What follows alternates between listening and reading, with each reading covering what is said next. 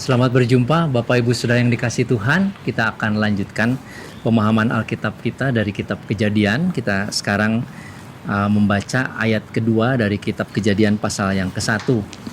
Saya akan membacakan.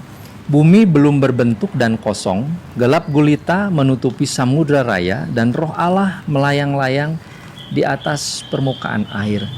Saudara-saudara, di ayat 1 kita diperkenalkan Allah Tritunggal, pribadi Allah yang jamak, tetapi dia mencipta. Sudah saya lupa menyampaikan waktu yang lalu bahwa kata mencipta di situ sebetulnya singular, bukan jamak. Jadi saudara-saudara, ini menjelaskan bahwa Allah yang mencipta. Kata yang dipakai dalam mencipta itu adalah kata tunggal, yang biasanya seperti misalnya kalau dalam bahasa Inggris, kalau untuk kata tunggal itu bisa pakai kata he misalkan. Tetapi subjeknya justru plural, ya.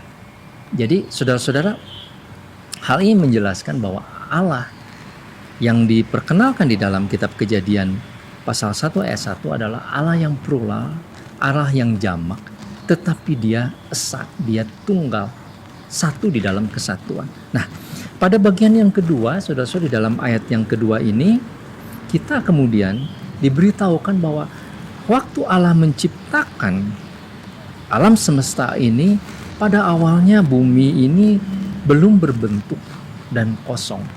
Atau lebih tepat sebetulnya pengertiannya adalah belum beraturan. Ketika Allah menciptakan dunia ini dalam keadaan yang tidak beraturan, tidak berbentuk.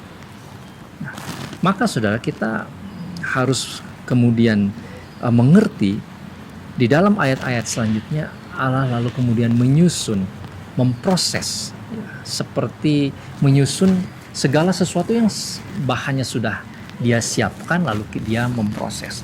Tetapi pada awalnya bumi itu belum berbentuk dan ada gelap gulita, ada kegelapan di sana, saudara-saudara, yang menutupi atau melingkupi samudra raya. Samudra raya itu seperti, atau dalam bahasa yang pada umumnya di dalam Alkitab itu berkaitan dengan zat cair, ya. Jadi pada awalnya bumi yang belum berbentuk itu dilingkupi oleh air yang membuat menjadi gelap gulita. Itulah pada awalnya. Nah, tetapi yang menarik saudara-saudara, kemudian pada waktu itu roh Allah melayang-layang di atas permukaan air itu, samudra raya itu. Saudara-saudara, di bagian ini, di ayat yang kedua, kita menemukan atau diperkenalkan kembali dengan pribadi Allah yang Tritunggal itu. Kalau di ayat 1, saudara, pribadi Allah yang mencipta itu, ya, kita memahami pribadi Allah Bapa dan Allah Putra, sebab nanti di dalam perjanjian baru kita membaca Allah Bapa dan Allah Putra sama-sama mencipta. Tetapi di ayat yang kedua, saudara-saudara, kita kemudian mengetahui bahwa Allah itu adalah Allah Roh. Allah itu adalah Roh, sebagaimana yang dikatakan di dalam Injil Yohanes, saudara-saudara. Jadi Allah Roh itulah yang kemudian memproses alam semesta yang dia ciptakan. Perkataan roh ini, saudara-saudara, itu banyak dipakai di dalam perjanjian lama, di kitab Taurat, 5 kitab Musa ini, saudara-saudara, yang dengan tepat itu seperti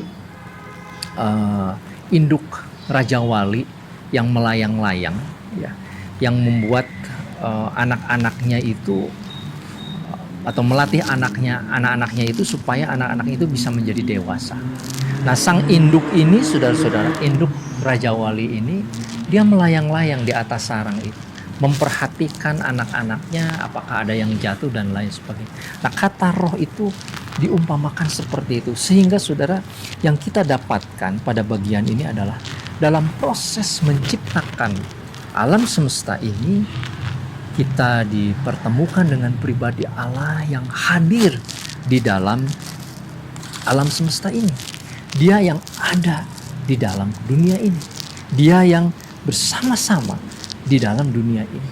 Jadi saudara, kita tidak membayangkan Allah yang jauh di sana, yang tidak kita kenal, yang misterius, yang entah bagaimana tiba-tiba kita ada di dalam dunia. Tidak begitu, saudara-saudara. Tetapi Allah hadir turut campur di dalam kehidupan manusia.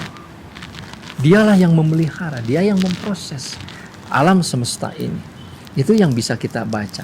Jadi saudara, agama pertama yang diperkenalkan di dalam Kejadian atau kepercayaan pertama adalah kepercayaan kepada Allah, pribadi Allah yang mencipta, tetapi juga pribadi Allah yang hadir, yang memelihara alam semesta. Nah, saudara yang dikasih Tuhan, ini adalah hal yang penting, dan saya meyakini ketika Musa menuliskan bagian kitab Kejadian ini, saudara, yang dia maksudkan tentu bukanlah dia mau menceritakan tentang perdebatan ilmu pengetahuan ya tentang bagaimana asal mula alam semesta. Saudara kalau saat ini membaca dari buku-buku sains, misalnya ada banyak teori tentang asal mula alam semesta, saudara, teori ini, teori itu ya. Begitu juga di dalam biologi, misalkan ada yang sangat kita kenal tentang teori evolusi yang meyakini bahwa dunia itu terjadi begitu saja, yang berevolusi dari ketidakberaturan menjadi teratur dan lain sebagainya secara sendirinya. Tetapi saudara, kita melihat bahwa ketidakteraturan pada awalnya itu kemudian dipelihara oleh Allah, dibentuk oleh Allah Tritunggal yang membentuk, yang memproses dunia ini sehingga menjadi alam semesta seperti yang kita lihat pada saat ini, yang nanti kemudian saudara-saudara dijelaskan pada prosesnya itu di dalam ayat yang ketiga sampai ayat selanjutnya. Nah, saudara-saudara yang dikasih Tuhan, kitab atau Alkitab, khususnya kitab Kejadian, ini adalah kitab kehidupan. Ini bukanlah handbook ya, atau buku pegangan ilmu pengetahuan. Sekali lagi, bukanlah juga buku pegangan untuk kita mengerti tentang peradaban, politik dan lain sebagainya, bukan, saudara. Tetapi ini adalah buku iman.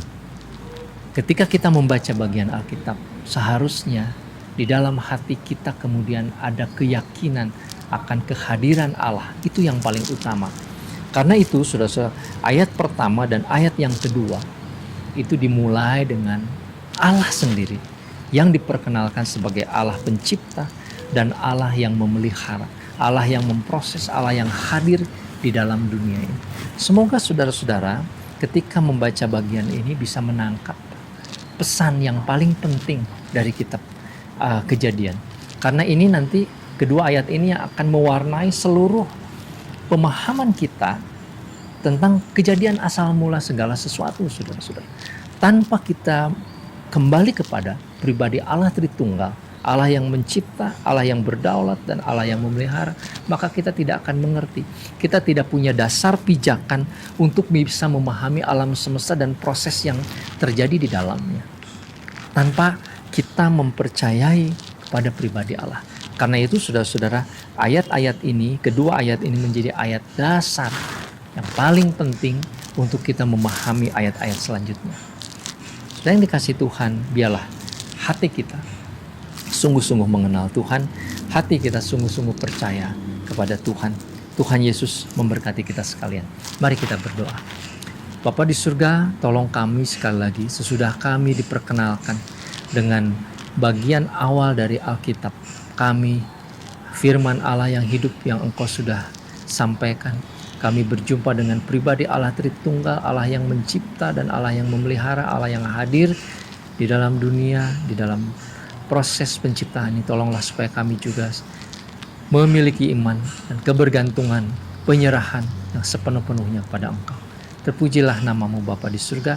Kami berdoa di dalam nama Tuhan Yesus, Juru Selamat kami. Amin. Saudara, nanti kita akan lanjutkan dengan ayat-ayat selanjutnya yang lebih rinci menjelaskan bagaimana Tuhan Allah menciptakan alam semesta ini. Tuhan Yesus memberkati kita sekalian.